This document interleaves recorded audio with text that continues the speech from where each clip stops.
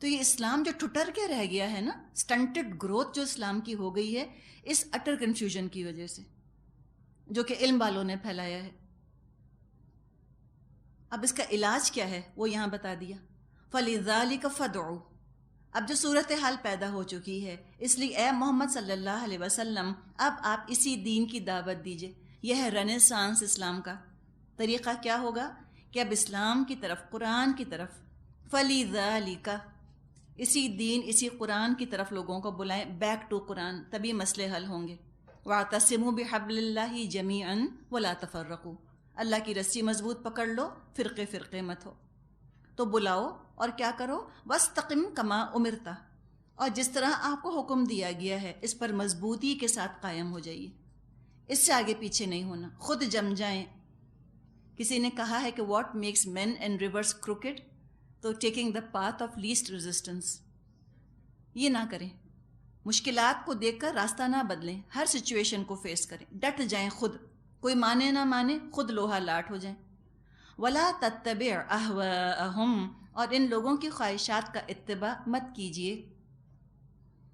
یہ تو خواہش کو دین بناتے ہیں، بدعتیں گھسا لیں اور کیا کیا چیزیں بنا دیں لا کر دین میں، اس کو دین کا نام دے دیا، تو ان کی خواہشات کا مجموعہ بن کے رہ گیا، دین کہاں بچا۔ مت پیروی کیجیے ان کی خواہشات کی۔ کسی نے کہا کہ ہم کو دین اس لیے اچھا نہیں لگتا کہ religion puts duties in place of feelings, جذبات کی جگہ قوانین کو رکھتا ہے مذہب، اس لیے ہم کو اسلام اچھا نہیں لگتا۔ اب جذبات کا کیا ہے، وہ تو بے قابو ہو جاتے ہیں۔ اتنی محبت آئی نبی اکرم صلی اللہ علیہ وسلم کی خود ساختہ قسم کی کہ اللہ کے برابر بنا دیا ان کو، تو یہ تو خواہشات کے پیچھے چل پڑے، یہ کیا فائدہ دے گا ان کو۔ اور کوئی اگر بحث کرے کہ یہ ایسا نہیں ہے تو کہہ دیں وَقُلْ آمَنْتُ بِمَا أَنزَلَ اللَّهُ مِن کتاب، کہہ دیجئے اللہ نے جو کتاب بھی نازل کی ہے میں اس پر ایمان لایا۔ وَأُمِرْتُ لِأَعْدِلَ بَيْنَكُمْ، مجھے حکم دیا گیا ہے میں تمہارے درمیان انصاف کروں، انصاف۔ یہ ہے بہت اہم چیز کہ انصاف کا دور دورہ کرنے کی ضرورت ہے۔ اس لیے صرف نہیں آتے رسول کہ خالی واز کہتے رہیں، عدل قائم کرنے آئے ہیں، irrelevant ڈسکشنز کے لیے نہیں آئے۔ فرمایا وما ہوا لقول شاعر، یہ کسی شاعر کا کلام نہیں ہے، انہ لقول فصل آتا ہے قرآن میں، وما ہوا بالہزل، فیصلہ کن کلام ہے، ہنسی مذاق نہیں ہے، اسی کے مطابق فیصلے ہونے چاہیے۔ اللہ ربنا و ربکم، اللہ ہی ہمارا بھی رب ہے اور تمہارا بھی۔ اللہ کے سامنے سچا بنے انسان، اللہ کے سامنے کہ مجھے اللہ کو جواب دینا ہے اپنے عمل کا۔ لنا اعمالنا ولکم اعمالکم، ہمارے اعمال ہمارے لیے، تمہارے اعمال تمہارے لیے۔ ٹھیک ہے، یہ جدائی کا انداز ہے، نہیں مانتے مت مانو، لیکن تمہاری بد اعمالی دیکھ کے ہم نہیں بد ہوں گے، تمہاری بدعتیں دیکھ کر ہم نہیں بدعتوں کے اندر آنے والے، تمہارے گناہوں کی وجہ سے ہم نیکیاں نہیں چھوڑیں گے، ہمارے لیے عمل، تمہارے لیے۔ لا حجت بیننا و بینکم، ہمارے اور تمہارے درمیان کوئی جھگڑا نہیں، یعنی ہم کوئی پرسنل کاز کے لیے تھوڑی لڑتے ہیں تم سے۔ اللہ یجمع بیننا، اللہ ایک روز ہم سب کو جمع کرے گا، یعنی کیوں جمع کرے گا؟ نتائج جمع ہوں گے، ہمارے بھی اعمال کے، تمہارے بھی اعمال کے۔ وَإِلَيْهِ الْمَصِيرُ، اور اسی کی طرف سب کو لوٹنا ہے، جائیں گے تو اللہ کی طرف، سب بتا دے گا۔ نحمدہ ونصلی علی رسولہ الکریم، اما بعد فاعوذ باللہ من الشیطان الرجیم، بسم اللہ الرحمن الرحیم۔ رب اشرح لی صدری ویسر لی امری واحلل عقدۃ من لسانی یفقہوا قولی۔ سورۃ الشورى آیت نمبر 16۔ والذین یحاجون فی اللہ من بعد ما استجیب له حجتهم داحضۃ عند ربهم وعلیہم غضب ولہم عذاب شدید۔ اللہ کی دعوت پر لبیک کہے جانے کے بعد جو لوگ لبیک کہنے والوں سے اللہ کے دین کے معاملے میں جھگڑتے ہیں، ان کی حجت بازی ان کے رب کے نزدیک مغلوب ہونے والی ہے اور ان پر اس کا غضب ہے اور ان کے لیے سخت عذاب ہے۔ داحضۃ، دال ہا دود مادہ ہے، مراد ہے باطل، ویٹ لیس، بیکار ہونے والی ہے، کوئی وزن نہ دیا جائے گا۔ یعنی جو لوگ ایمان پر ٹھک چکے ہوتے ہیں، جو ثابت قدم ہو چکے ہوتے ہیں، کافر کیسی بھی دلیلیں ان کے سامنے پیش کریں، کیسے بھی ان کو ورغلانے کی کوشش کریں، ان کے قدم پھسلانے کی کوشش کریں، وہ پھسلتے نہیں، جمے رہتے ہیں۔ کفار کی ساری کوششیں بیکار ہو جاتی ہیں، باطل ہو جاتی ہیں۔ لیکن اگر ایمان والوں کو وہ بھٹکانے میں کامیاب نہیں ہو رہے اور دنیا میں ان کی کوششیں جو ہیں وہ ضائع ہو رہی ہیں، اس کا مطلب یہ نہیں ہے کہ ان کے اعمال نامے میں وہ بوجھ نہیں بن رہی۔ دنیا میں ناکامی اور آخرت میں ان کو ان تمام گناہوں کا حساب دینا ہوگا، یہ بوجھ تو ان کے اوپر ہے ہی۔ تو فرمایا ان پہ تو غضب ہے اللہ کا، اور ان پر تو شدید عذاب واقع ہو کے رہے گا، ان کے لیے تو سخت اللہ کے ہاں عذاب ہے۔ اب یہ جو ہے حجتہم داحضۃ، ان کی حجت باطل ہے۔ تھوڑا سا اگر اس کو ہم اپنی زندگی میں دیکھیں، مثال کے طور پہ آپ ایک راستے پہ جا رہی ہیں، آپ نے دیکھا کہ بیچ راستے میں کیلے کا چھلکا پڑا ہوا ہے، لوگ پھسلتے ہیں نا اس کے اوپر سے۔ آپ کو اللہ نے سمجھ دی، آپ نے پہلے سے دیکھ لیا، آپ اوائڈ کر گئیں، تو آپ تو نہ پھسلیں اس کے اوپر سے، ٹھیک ہے، اس کیلے کے چھلکے نے آپ کو نہیں پھسلایا، لیکن اگر وہ وہاں پڑا رہ گیا تو اس میں خطرہ ہے کہ باقی پھسلیں گے، کیا پتہ پیچھے آنے والے، بعد میں آنے والے محتاط نہ ہوں، انجانے میں پھسل جائیں۔ تو بہتر کیا ہوگا، اس کیلے کے چھلکے کو اٹھا دیا جائے تاکہ دوسروں کو بھی نقصان نہ پہنچائے۔ تو جیسے دنیا کے راستوں پر کچھ مقامات ایسے ہوتے ہیں جس پر سے گزرتے ہوئے محتاط رہنا چاہیے، اور جہاں سے گزرتے ہوئے اگر کوئی نقصان دہ چیز نظر آئے اس کو دور کر دینا چاہیے۔ جیسے کہ حدیث میں آتا ہے کہ راستے سے اگر پتھر بھی ہٹا دیا تو اس کو اجر ملے گا، دوسروں کو خطرے سے بچا لیا۔ بالکل اسی طرح یہ جو صراط مستقیم ہے، اس پر بھی کچھ ایسے لوگ ہیں جو پتھر ڈال دیتے ہیں اور پھسلنے کا سامان پیدا کر دیتے ہیں، اپنے دلائل ایسے یہاں پر پیش کرتے ہیں کہ جو کام کیلے کا چھلکا کرتا ہے عام راستے کے اوپر، وہ کام ان کے دلائل کرتے ہیں صراط مستقیم پر۔ ہو سکتا ہے کہ اللہ نے آپ کو اتنا پختہ، اتنا مضبوط ایمان دیا ہو کہ آپ ان دلائل سے اثر قبول نہ کریں، آپ کا ایمان شیکی نہ ہو، آپ کے قدم نہ لڑکھڑائیں، لیکن ضروری تو نہیں کہ باقی لوگوں کا بھی ایمان اتنا ہی مضبوط ہو۔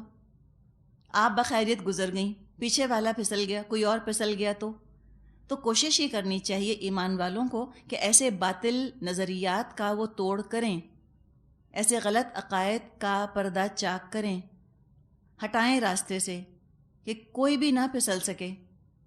اس لیے کہ دنیا میں جیسے انسان ہوتے ہیں، طاقتور ہوتے ہیں، کمزور ہوتے ہیں، کچھ انسان آپ دیکھیں بڑے آبزروینٹ ہوتے ہیں، ہے نا، اور کچھ لوگوں کا کیا حال ہوتا ہے، چلتے پھرتے فرنیچر سے ہی ٹکرا جاتے ہیں، ہوتا ہے نا، کرسی سے ٹکر ہو گئی، میز سے ٹکر ہو گئی۔ تو کچھ لوگوں کا یہ حال ہوتا ہے۔ اب وہ جان کے تو نہیں ٹکرا رہے ہوتے، لیکن الگ الگ طرح کے لوگ ہوتے ہیں۔ بالکل اسی طرح صراط مستقیم پر چلنے والے ہر طرح کے لوگ ہیں، بڑے مضبوط ایمان والے ہیں، کچھ کمزور ایمان والے ہیں، کچھ بڑے متقی ہیں، بڑے دور اندیش ہیں، وہ دور سے خطرے کو بھاپ لیتے ہیں کہ یہ مجھے مسئلہ لگ رہا ہے یہاں پر، وہ تو اپنے آپ کو بچا لیتے ہیں، وہ تو ان کو گھاس ہی نہیں ڈالتے جو الٹی الٹی باتیں کر رہے ہوتے ہیں۔ لیکن سب تو ایسے نہیں ہوتے، کچھ ایسے ہوتے ہیں بیچارے جن کا ایمان تھوڑا سا کمزور ہے۔ تو ہمیں تو قافلہ بنانا ہے نا، ہم تو چاہتے ہیں کہ مضبوط ایمان والے، کمزور ایمان والے، پختہ عمل والے، کچے عمل والے، بس مسلمان سب جنت میں پہنچ جائیں، ہم یہ چاہتے ہیں۔ تو اگر ہم یہ چاہتے ہیں کہ سب پہنچیں تو مضبوط ایمان والے کمزور ایمان والوں کا خیال کریں، بچائیں ان کو فتنوں سے۔ اور یہ جو فتنے آج کل انٹلیکچوئل پولیوشن کی شکل میں ہمیں چاروں طرف نظر آ رہے ہیں اور سنائی دے رہے ہیں، ان کی کاٹ کرنے کی ضرورت ہے، ان کا توڑ کرنے کی ضرورت ہے۔ تو اللہ تعالیٰ نے جس کو عقل سمجھ اور پختہ ایمان دیا ہے وہ ضرور صراط مستقیم پر سے ان خطرات کو دور کرنے کی کوشش کرے تاکہ کوئی کمزور ایمان والا بھی ان پر سے نہ پھسل جائے۔ اور اس کے لیے اللہ تعالیٰ نے بہترین ہم کو ذرائع دیے ہیں۔ اللہ الذی انزل الکتاب بالحق والمیزان وما یدریک لعل الساعة قریب۔ وہ اللہ ہی ہے جس نے حق کے ساتھ یہ کتاب اور میزان نازل کی ہے، اور تمہیں کیا خبر شاید کہ فیصلے کی گھڑی قریب ہی آ لگی ہو۔ تو یہ بھی بتا دیا گیا کہ دیکھو اس کتاب کو اللہ نے نازل فرما دیا ہے حق کے ساتھ، یہ حق بتانے والی ہے، اس میں ہے آیاتم بینات، روشن آیات۔ تم حتی الامکان کوشش کرو کہ ہر ایک کے ہاتھ میں یہ ٹارچ تھما دو، قرآن کی ٹارچ، تاکہ وہ باطل نظریات کو خود پرکھ لیں، خود جانچ لیں، خود دیکھ لیں، اندھیرے میں ٹھوکر نہ کھائیں۔ اور ترازو بھی اللہ نے اتار دیا۔ تو کتاب اور ترازو، کتاب تو اللہ کی کتاب ہے، اور میزان کیا؟ یہ نظام ہے پورا۔ کتاب بالحق، الکتاب بالحق، یہ تو کتاب نازل ہو گئی، قرآن اللہ کے فضل سے، تھیوری موجود ہے۔ اور میزان وہ پورا نظام جو شریعت کی بنیاد پر نبی اکرم صلی اللہ علیہ وسلم نے کھڑا کیا، کتاب کی ہدایات پر عمل کرتے ہوئے جو نظام بنایا گیا، نظام عدل ہے اسلام کا، اور اسلام کو فخر ہے اپنے نظام پر، اپنے انتظام پر، اپنے ڈیفرنٹ سسٹمز کے اوپر۔ دنیا میں تو کمیونزم کا نعرہ لگا، انہوں نے کہا ایکوالٹی فار آل۔ پھر دنیا میں کیپٹلزم کا نعرہ لگا، انہوں نے کہا اپرچونٹی فار آل۔ اسلام کا نعرہ ہے جسٹس فار آل، سب کو عدل ملنا چاہیے۔ تو یہ نظام بہترین نظام جو قائم کیا گیا، یعنی کہ راستہ ایسا بنا دیا جائے، سمجھیں کہ اس پر ایسے خطرناک مقامات ہوں ہی نہ، لوگوں کے ایمان کو بار بار آزمائش میں نہ ڈالا جائے، کمزور ایمان والے بیچارے بار بار خطروں کا شکار ہو کے منزل کھوٹی نہ کریں، سب اپنے اپنے ایمان کی حیثیت سے کم از کم بخیر و عافیت جنت تک تو پہنچ جائیں، پھر اپنے اپنے ایمان کے لیول کے حساب سے اپنی اپنی جنتوں کے اندر وہ چلے جائیں گے، گریڈنگ وہاں ہو جائے گی، کم از کم جہنم سے تو بچ جائیں گے۔ تو یہ تو پھر عقل مند مسلمانوں کا کام ہے نا، وہ کیسے فارغ بیٹھے دیکھ سکتے ہیں، خود تو کیلے کے چھلکے سے بچ گئے اور پھر دیکھ رہے ہیں ہر آنے والا پھسل رہا ہے، ہر آنے والا پھسل رہا ہے۔ اور بعض آپ نے دیکھے ہوں گے بڑے میچیور لوگ ہوتے ہیں، کسی کو گرتا دیکھ کے وہ ہنسنے لگتے ہیں، کہتے ہیں ہم کیا کریں، بے ساختہ ہنسی آتی ہے۔ حالانکہ انتہائی تکلیف دہ چیز ہے کسی کو گرتے ہوئے دیکھنا، کہاں چوٹ لگ جائے، ایک دم گرتا ہے انسان، پتہ نہیں کیا اس کو نقصان ہو جائے۔ تو ایک تو یہ طریقہ ہے کہ بس انسان خاموش تماشائی بیٹھا رہے، لوگ گرتے ہیں تو گرا کریں، اور یا الزام دے دیں کہ ان کے سر پہ آنکھیں نہیں لگی ہوئی، کیوں نہیں دیکھا انہوں نے۔ ایک طریقہ یہ ہے کہ اس تکلیف دہ چیز کو دور کرنے کی کوشش کی جائے، اس کا اللہ تعالیٰ نے طریقہ بتا دیا، کتاب کا نور عام کرو اور اس کتاب کے حساب سے نظام بنانے کی جستجو شروع کر دو، کوشش تم شروع کر دو۔ اور تمہیں کیا پتہ قیامت کی گھڑی پاس آ لگی ہو، ہاتھ کے ہاتھ تم کو تمہاری محنت مزدوری کا صلہ اللہ کے پاس سے مل جائے گا۔ تو جو آخرت پر یقین رکھتے ہیں وہ تو چاہتے ہیں کہ اللہ ہمیں مہلت دے دے، ہم اس کے لیے کام کر لیں، ہم اس کے لیے محنت کر لیں، لیکن سب تو ایمان رکھتے نہیں آخرت پر۔ فرمایا یستعجل بها الذین لا یؤمنون بها، جو لوگ اس کے آنے پر ایمان نہیں رکھتے وہ اس کے لیے جلدی مچاتے ہیں۔ یہ کیوں مچاتے ہیں جلدی؟ اس لیے نہیں کہ ان کو دنیا بری لگ رہی ہے، ایمان والوں کو زچ کرنے کے لیے، عاجز کرنے کے لیے، یہ ان کا طریقہ ہوتا ہے۔ کہتے ہیں لے آؤ اگر آتی ہے، کل ہی لے آؤ، یعنی اپنی طرف سے ڈیڈ لائن دے دیتے ہیں کہ کل تک اگر قیامت آ گئی تو ٹھیک ہے، ورنہ ہم نہیں مانتے۔ یہ تو کیا بچکانہ رویہ ہے، ان کی فرمائشی پروگرام کے تحت تھوڑی آئے گی قیامت، اللہ کا اپنا ٹائم ٹیبل ہے۔ اور اگر ان کو انجام کی فکر ہوتی جلدی نہ مچاتے، وہ کون سا اسٹوڈنٹ ہوگا جو کہے گا کہ ہاں بس آج ہی امتحان ہو جائے، جس کو نہ پاس ہونے کی فکر ہے اور نہ جس نے پڑھائی کی ہے اور نہ جس کو کوئی پرواہ ہے پاس اور فیل ہونے کی، وہی ایسی باتیں کرے گا۔ عام طور پہ تو اسٹوڈنٹ چاہتے ہیں کہ تھوڑی مہلت اور مل جائے، ہم اور اچھا سبق یاد کر لیں اور ہم اچھا اپنی پڑھائی کو کر لیں تاکہ پھر ہم امتحان دیں۔ وہ ڈرتے ہیں، ان کو پتہ ہے نا رزلٹس نکلیں گے، ہمارا مستقبل ڈپینڈ کرتا ہے ہمارے امتحان کے نتیجے پر۔ تو جن کو ایمان ہے وہ تو ڈرتے ہیں اس کے آنے سے۔ والذین آمنوا مشفقون منها ویعلمون انها الحق الا ان الذین یمارون فی الساعۃ لفی ضلال بعید۔ مگر جو اس پر ایمان رکھتے ہیں وہ اس سے ڈرتے ہیں اور جانتے ہیں کہ یقیناً وہ آنے والی ہے۔ خوب سن لو، جو لوگ اس گھڑی کے آنے میں شک ڈالنے والی بحثیں کرتے ہیں وہ گمراہی میں بہت دور نکل گئے۔ مریا شک کو کہا جاتا ہے۔ تو جو لوگ ایمان والے ہیں ان کو تو خوف ہے اپنے انجام کا، وہ کہتے ہیں اللہ ہمیں مہلت دے دے۔ اللہ نے فرمایا ہے وَلَا تَمُوتُنَّ إِلَّا وَأَنْتُمْ مُسْلِمُونَ، ہرگز دیکھو مت مرنا تم مگر اس حال میں کہ تم اللہ کے فرما بردار ہو۔ تو ایمان والوں کو یہ ڈر لگتا ہے کہ ابھی میری فرما برداری اس درجے کی نہیں کہ میں اپنے رب کو فیس کر سکوں، اپنے رب کا سامنا کر سکوں۔ تو وہ مہلت چاہتے ہیں اللہ سے کہ اللہ تھوڑی مہلت اور زندگی دے دے نیک اعمال کے ساتھ، کہ نیک عمل کرتا رہوں، اپنے لیے اجر سمیٹ لوں، استغفار کر لوں، کمزوریوں سے گناہوں سے اپنے آپ کو نجات دے لوں۔ اور وہ جانتے ہیں کہ اس کا گھڑی کا قیامت کا تو آنا برحق ہے، لیکن جو شک میں پڑے ہیں وہ تو بیچارے بہت دور کی گمراہی میں نکل گئے، ایسے شکی مزاج ہو گئے، قرآن پر بھی شک کرتے ہیں۔ حقائق میں شک کرنا ہم نے پیچھے پڑھا تھا نا، مریب اضطراب آمیز شک میں پڑے ہوئے ہیں۔ یہ آیت ہم نے پڑھی تھی، آیت 14، لفی شک منہ مریب۔ یہاں ہم پڑھ رہے ہیں یمارون فی الساعہ۔ تو حق کے بارے میں شک کرنا یہ انسان کو بے چین کر دیتا ہے۔ بالکل ایک بنیادی سی مثال اگر ہم سمجھیں، ہم پیدا ہوئے ہمیں تو کچھ ہوش نہ تھا، ہم جب بڑے ہوئے تو ہمیں بتایا گیا کہ یہ عورت تمہاری ماں ہے، یہ شخص تمہارا باپ ہے۔ ہم نے کہا ٹھیک ہے، ایک بنیادی حق ہے، ہم نے مان لیا۔ اب کسی کو شک ہو جائے پتہ نہیں میری امی ہے کہ نہیں، پتہ نہیں یہ لوگ مجھ کو دھوکہ دے رہے ہیں شاید، اور پتہ نہیں ماں کو یہ شک ہو جائے پتہ نہیں میرا بچہ ہے کہ نہیں، کہیں بدل تو نہیں گیا، اسپتال میں چینج تو نہیں ہو گیا۔ تو سوچیں کہ اس شخص کی کیا زندگی ہوگی جس کو کہ ہر چیز میں شک رہے۔ وہ تو پھر ماں کے ماں ہونے پر شک کرے گا، ماں اپنے بچے کے اپنا بچہ ہونے پہ شک کرے گی۔ ہمیں سائنٹسٹ بتاتے ہیں کہ سورج دنیا سے اتنے فاصلے پر، ہم کہتے ہیں اللہ جانے ہے کہ نہیں، خود ہی کہہ دیا۔ جیسے جب انسان چاند پر گیا تھا 69 میں تو بڑا اس کا غلغلہ، بڑا شورا ہوا تھا، کسی نے کہا کہ کوئی نہیں، یہیں کسی پہاڑی پر چڑھ گئے ہیں جا کر، کہہ دیا ہم چاند پر ہو کر آ گئے۔ تو شکا تو کہتے ہیں نا کہ شک کا علاج تو حکیم لقمان کے پاس بھی نہ تھا۔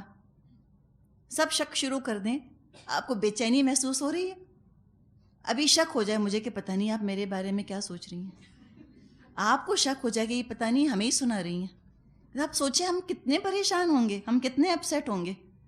اب شک ہو جائے پتہ نہیں گاڑی پہنچتی ہے کہ نہیں، پتہ نہیں بچے اسکول گئے یا نہیں، پتہ نہیں کہاں چلے گئے، میاں نے کہا تھا آفس جا رہا ہوں، پتہ نہیں کس سے ملنے چلے گئے۔ اب آپ سوچیں، تکلیف ہو رہی ہے، مجھے تو بہت پریشانی ہو رہی ہے۔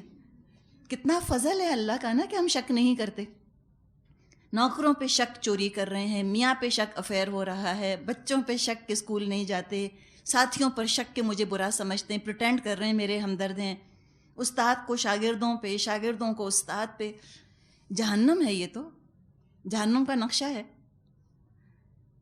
تو سوچیں کہ جو اتنا شک کرتے ہیں، جو کہ اللہ کے رسول پر جو شک کر سکے اس کی محرومی اور بدقسمتی کا کیا کہنا، اور جو اس سے بڑھ کر اللہ پہ شک کرے، اللہ اف اللہ شکن، ہم نے پڑھا تھا سورہ ابراہیم میں، کیا تم اللہ کے وجود کے بارے میں شک اور شبے کا شکار ہو؟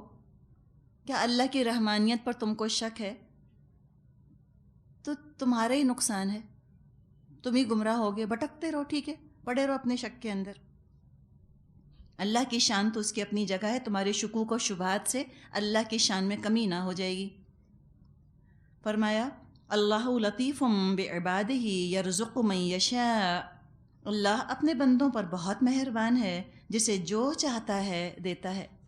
جو چاہتا ہے دیتا ہے، تم مانگنے والے بنو، تم مانگو اپنے رب سے، جو چاہے گا دے دے گا، جس میں تمہاری بہتری ہوگی دے دے گا، اس کے خزانے میں کمی نہیں، وہ تمہارے خیال سے تم کو ناپ تول کر دیتا ہے، یہ نہیں کہ وہ دے نہیں سکتا اس لیے نہیں دے رہا، ناپ تول کر اس لیے اندازے سے دیتا ہے کہ تم سنبھال نہ پاؤ گے، تم پریشان ہوگے۔ وہ هو القوی العزیز، وہ بڑی قوت والا اور زبردست ہے۔ رکوع نمبر 3 شروع ہو رہا ہے، آیت نمبر 20، فرمایا من کان یرید حرث الآخرۃ نزد له فی حرثہ ومن کان یرید حرث الدنیا نؤتہ منہا وما له فی الآخرۃ من نصیب۔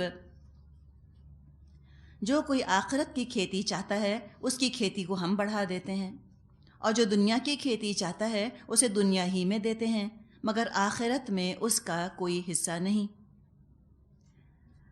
اچھا، اب یہ بھی مضمون کئی دفعہ قرآن میں آ چکا ہے، ہر دفعہ ہمیں فیسینیٹ کرتا ہے۔ سورہ بنی اسرائیل میں تو بہت تفصیل کے ساتھ یہ مضمون اس پر بات کی گئی تھی، لیکن چلیں تھوڑی سی بات اور کر لیتے ہیں اس پر۔ پہلے تو دعا کر لیتے ہیں کہ اللہ تعالیٰ ہمیں حرث الآخرہ حاصل کرنے والا بنا دے۔ نزد لہو فی حرثہ فرمایا ہے نا اللہ نے کہ ہم تو اضافہ کریں گے اس کی کھیتی میں، تو اللہ کرے کہ ہم ایسے عمل کریں کہ ہم اپنے عمل کو ہم قائم رکھ سکیں اور ہمارے عمل کی کھیتی پروان چڑھتی رہے، بڑی ہوتی رہے۔ یہ نہ ہو کہ آج عمل لگائیں، کل نگلیکٹ کریں، سوکھ جائے، خراب ہو جائے، پھر ایک اور فصل لگائیں، پھر خیال نہ کریں۔ ایسی کھیتی تو نہیں بڑھتی نا۔ کھیتی تو وہ بڑھتی ہے جس کو مسلسل توجہ دی جائے، جس کا مسلسل خیال رکھا جائے۔ تو پھر اللہ سے ہم دعا کرتے ہیں کہ اللہ ہماری نیکیوں کو قبول فرما لے اور گناہوں کی دھوپ جو ہے ہماری نیکیوں کو جلا نہ ڈالے، کہیں ایسے گناہ ہم نہ کریں کہ ہماری نیکیوں کی کھیتی پر اس کا اثر پڑے۔ اب یہاں جو بات کی جا رہی ہے کہ جو ارادہ کرتا ہے آخرت کا، ہم بڑھاتے ہیں اس کی کھیتی۔ اس یریدو کے لفظ پر تھوڑا سا ہمیں غور کرنے کی ضرورت ہے۔ ارادہ کیا ہے؟ ارادہ نیت، انٹینشنز، ٹھیک ہے نا؟ تو بڑی اہم حدیث ہے کہ انما الاعمال بالنیات، اعمال کا دار و مدار نیتوں پر ہے۔ ایک شخص ہے، وہ نماز پڑھ رہا ہے، دوسرا بھی نماز پڑھ رہا ہے، ٹھیک ہے؟ اللہ کے ہاں ایک کی قبول ہوئی، ایک کی نہ ہوئی۔ کس چیز کا فرق ہو گیا؟ عمل تو بالکل ایک جیسا ہے، دنیا دارالعمل ہے نا، عمل تو سب کر رہے ہیں۔ ایک نے دکھاوے کے لیے نماز پڑھی تھی، ارادہ کیا تھا؟ حرث الدنیا، وہ دنیا میں چاہتا تھا کہ لوگ میری واہ واہ کریں، دنیا کی خاطر اس نے نماز پڑھی تھی، اللہ نے نہیں قبول فرمائی۔ حدیث میں آتا ہے من صلی یرائی فقد اشرک، جس نے دکھاوے کی نماز پڑھی وہ تو شرک کر چکا، شرک کر رہا ہے، کہاں توحید سے تعلق۔ دوسرا شخص ہے، اس کی قبول ہو گئی۔ کیوں قبول ہو گئی؟ اس لیے کہ اللہ کے لیے پڑھی تھی۔ تو یہ ارادہ، ہر چیز میں انٹینشن اپنی درست کر لیں، اپنا ارادہ درست کر لیجئے۔ معمولی سے معمولی کام کے لیے ارادہ یہ کر لیجئے کہ میں یہ اللہ کی خاطر کر رہی ہوں، انشاءاللہ آپ کو اس کی برکتیں محسوس ہوں گی۔ اس کام میں سے نفسانیت نکل جائے گی۔ نفسانیت کیا ہے؟ یوں سمجھیں کہ جیسے دل کے اندر کوئی کالک ہو نا، وہ نفسانیت ہے۔ نفسانیت میں ظلمات ہیں، اندھیرے، اور للہیت میں ہے نور۔ ہم چاہتے ہیں ہمارا ہر عمل نورانی ہو جائے، اس میں سے ظلمانیت نکل جائے، نفسانیت نکل جائے، نورانیت پیدا ہو جائے، للہیت آ جائے۔ تو یہ بھی اپنے آپ کو ہم ٹرین کر سکتے ہیں۔ چھوٹے سے چھوٹا ہم کام کریں، نیت کر لیں اللہ کے لیے، للہیت۔ یہاں آئیں تو نیت کر لیں ہم اللہ کے لیے آ رہے ہیں۔ یہاں تک کہ علماء لکھتے ہیں کہ لوگوں نے کیسے اپنے آپ کو اس طرح سے ٹرین کیا، اپنی تربیت کیسے کی۔ وہ کہتے ہیں کہ کھانا کھانے بیٹھے، پہلے کہا کہ میں نہیں کھاتا، پھر کہا کہ اللہ نے کہا ہے کہ اپنے جسم کا خیال رکھو، جسم اللہ کی طرف سے ایک امانت ہے میرے پاس، اور جسم کا مجھے خیال رکھنا ہے۔ اگر نہیں کھاؤں گا کمزور ہو جاؤں گا، عبادت نہ کر سکوں گا، حقوق اللہ، حقوق العباد ادا نہ ہو سکیں گے، تو اس لیے میں کھاتا ہوں تاکہ میں اللہ کی رضا والے کام کر سکوں۔ اب کھانا شروع کیا، تو کھانا تو تھا ہی، چاہے اپنے لیے کھائیں چاہے اللہ کے لیے کھائیں، کھانا تو کھاتے ہیں نا، کافر بھی کھاتے ہیں، مسلمان بھی کھاتے ہیں. تو مسلمان کا کھانا عبادت کیسے بن گیا اور کافر کا کھانا یا غافل کا کھانا عبادت کیوں نہ بنا؟ نیت کے فرق سے. یہ اپنے آپ کو ٹرین کرنا ہوتا ہے، اور یہ سالوں کی ٹریننگ ہوتی ہے. اتنی آسانی سے یہ چیز یاد نہیں آتی. کتنے لوگوں کو پانی پیتے وقت یہ یاد آتا ہوگا کہ اللہ کی خاطر ہم کر رہے ہیں. اور ایک نیت کی برکت آپ دیکھیں، جو ہی آپ نے سوچا کہ میں اللہ کے لیے پی رہی ہوں، اب بیٹھ جائیں گی، آپ بسم اللہ پڑھیں گی، آپ 3 گھونٹ میں پئیں گی، پھر آپ پانی پی کر اللہ کو یاد کریں گی، الحمدللہ کہیں گی. یہ ہے نیت کی برکت. اگر نہیں یاد رہا کہ اللہ کے لیے پی رہی ہوں، ہو سکتا ہے بھاگتے دوڑتے آئیں، گلاس میں پانی نکالیں، کھڑے کھڑے الٹے ہاتھ سے گٹ گٹ گٹ اس کو چڑھائیں اور چلے جائیں. پیاس دونوں ہی طرح بجھی.